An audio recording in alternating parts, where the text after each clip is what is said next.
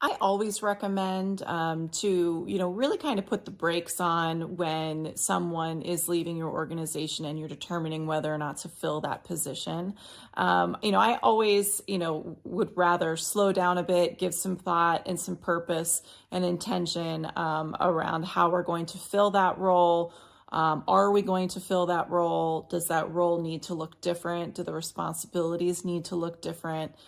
Is the structure, is it in the right place in the structure? Maybe it needs to report to a different position or have a different team underneath it. And, I think unfortunately, HR professionals, because our teams are so lean, has, many times been in situations where they've had to rush to fill an open position and may not have made the best hire because of it.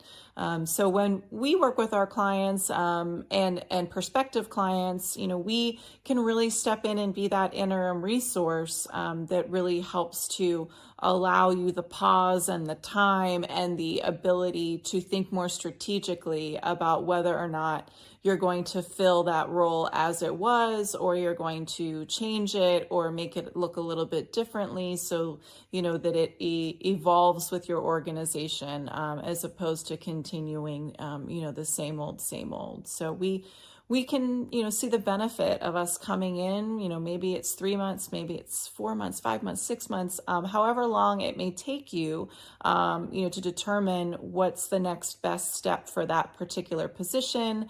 Do you want to make changes? We're here in the interim to make sure that the work gets done.